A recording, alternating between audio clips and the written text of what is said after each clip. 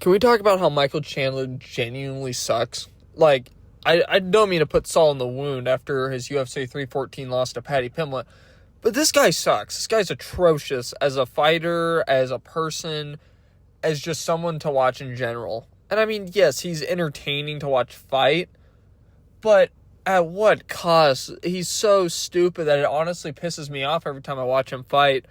And while it's going to sound like I'm shitting on Paddy Pimblett by saying, Chandler lost to Paddy Pimblett, it just needs to be illustrated because of this is just built up from every fight this guy's had in the UFC, because this guy is one of the most privileged fighters the UFC has ever had and is one of the most overhyped for what he provides to the UFC, if I'm being honest.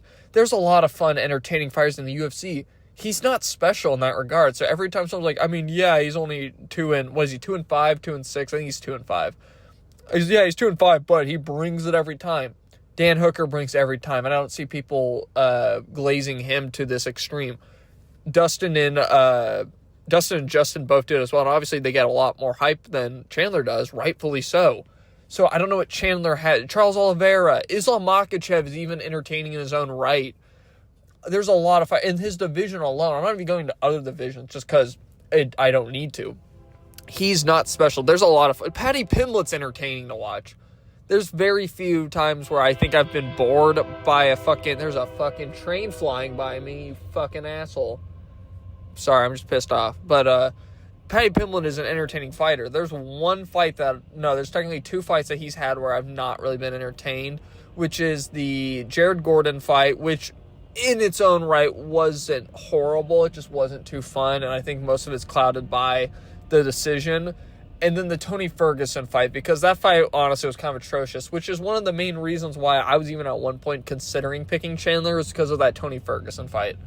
But, I grew my wits and I was like, no, Paddy Pimblett's going to win because Chandler is ass.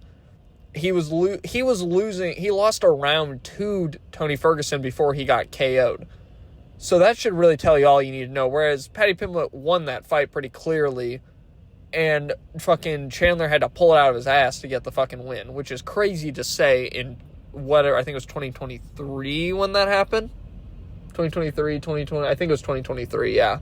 But it's insane because this guy comes to the UFC, already gets, I think, a top 10 dude, I think he was top 7 dude in Dan Hooker at the time, KOs him, phenomenal KO, makes a perfect speech, really good win, that's fine.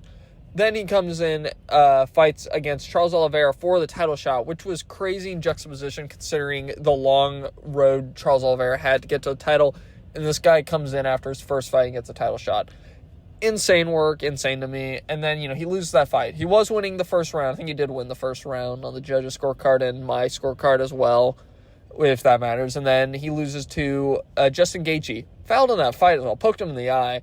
Lost that fight. Not too good. And then beats Tony Ferguson with a front kick from hell.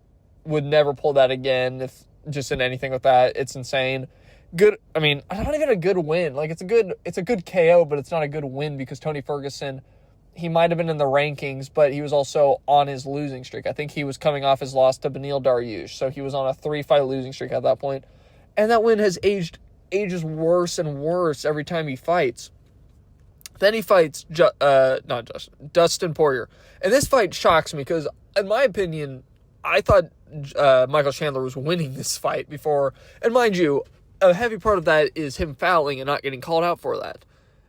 If I was the ref, I would have taken points off, but he wasn't. So he got away with a lot of shit that if it was any other fighter, would not be allowed to do. But he ends up getting submitted because, grappler gets submitted by striker. It happens. It's great. And then he waits an entire year, I think, for a Conor McGregor fight. I know people are like, oh, well, he should get a top guy because he waited so long for Conor McGregor. He waited for a fucking money fight again while he was 2-2. I don't think he deserves anything crazy. And what he gets the most pointless rematch. A fucking rematch against Charles Oliveira, one of the top contenders. I think he's like number 2 in the division.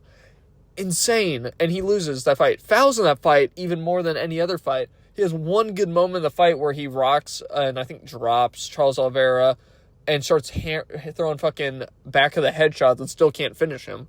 So honestly, I give more shit to him in that fight than props for that moment. And then he gets his first time where he actually has to fight someone that's not in the top 10.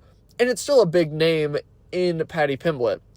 And this was a back and forth one because I was like, oh, it's going to win, but it's still going to be a close fight. Paddy Pimblett had probably one of the best performances against Chandler I've ever seen. Fucking TKOs and made him look like a bloody mess. And all I have to say this is Chandler is 2-5, and I think he's still in the top 10 of the division, which I'm pretty sure he might be slightly out, but that's crazy. This guy, he needs to fight someone barely in the top 15 or someone outside the top 15 because this guy cannot be fighting these big names on a 3-fight losing streak. And Dana White was still glazing like, oh, he brings it every time. And it's like, yeah, he brings fucking L's every time. This guy's ass, and I'm so glad to see him losing. I'm glad to see that a lot of people are starting to understand this dude does not deserve anything that he's been given, and he's one of the most privileged fighters in the UFC. But that's it. Bye.